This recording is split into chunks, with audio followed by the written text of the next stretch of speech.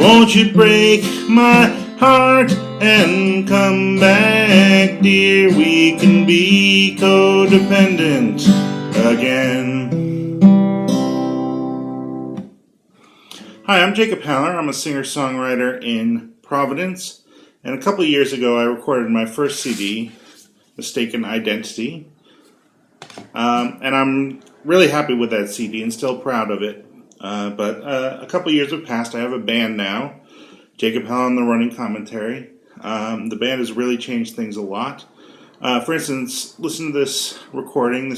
We'll start with the recording from the CD. It was the first track, a song called Stale Tequila. Then I awoke in a bathtub full of ice. You left a note. I had to read it twice. It said, call 911.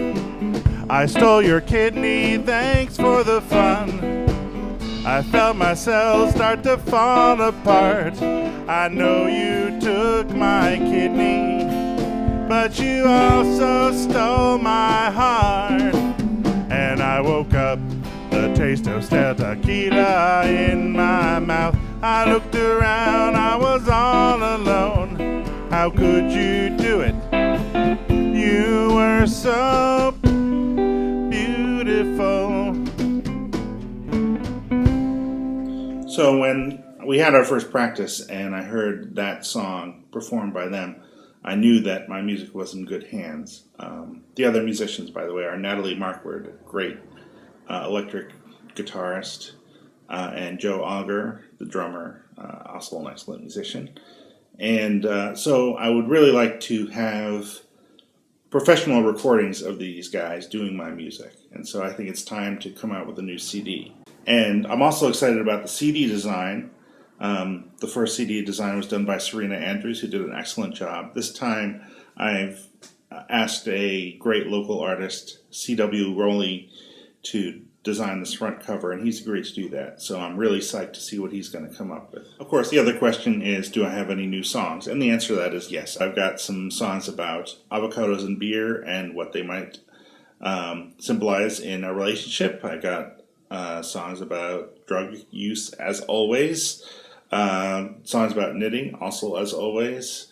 I got a historical song about one of the founders of our state, Anne Hutchinson, which I am super proud of, not to toot my own horn. And my plan is to record 13 songs in all, most of them with the band, a few solo things, maybe one or two with Chris Monty, who also played on my first CD. And if there's time and money, I might record some additional songs that would have internet-only release. So I got all these talented people working on it. I've got Natalie Markward, Joe Auger, Chris Monty will record on some songs, maybe some other special guests. C.W. Rowley doing the cover design. Machines with Magnets, making it all sound as good as possible.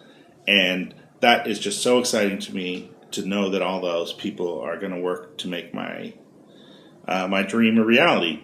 And hopefully at this point you're kind of excited about it too. And this is sort of where Kickstarter comes in. I'm really committed to this project.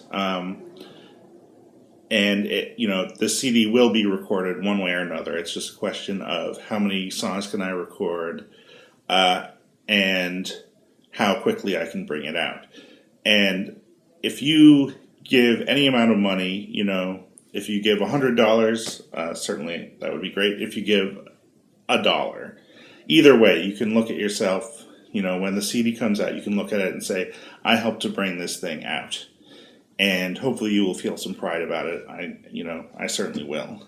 And if you don't even have, $1 that you can really spare, I understand that. But if you think people will want to see this video and maybe be interested in kicking a little money, you can share it on, Twitter or Facebook or all those internet things. And that would be excellent too. I would totally appreciate that. And there are also prizes, of course, baked goods for me and Natalie, copies of the CD, obviously.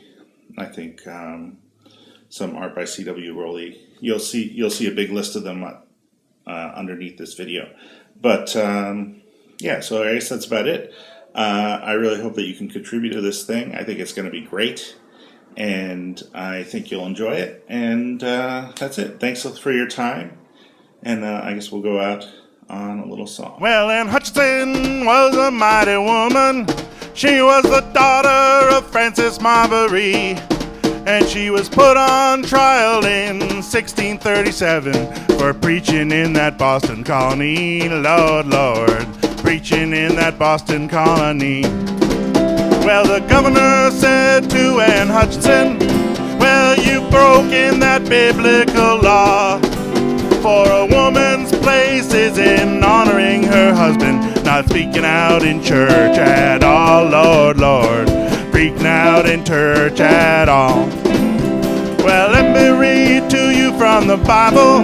That's what Anne said to that governor.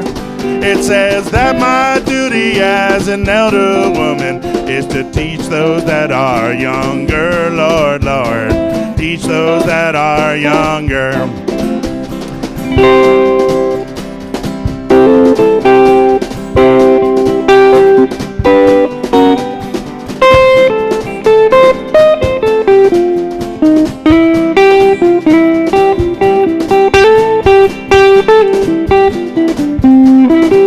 Well, they argued for days into the evenings, and the governor was losing his cool. For despite all his learning, this self-educated midwife was making him look just like a fool. Lord, Lord, making him look just like a fool. Now, Anne said, you know that I'm not worried, 'cause God said you can't hurt me. Then the judge laughed out loud and the court retired to convict her of heresy. Lord, Lord, convict her of heresy.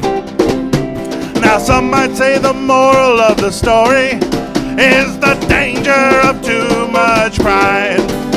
But I say it shows it's hard to break through that glass ceiling, even with God on your side. Lord, Lord, even with God on your side. Now when Hutchinson was a mighty woman, she was the daughter of Francis Marbury, and she was put on trial in 1637 for preaching in that Boston colony. Lord, Lord, preaching in that Boston colony.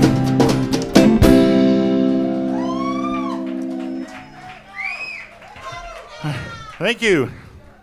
That's how we do history in Rhode Island. I don't know.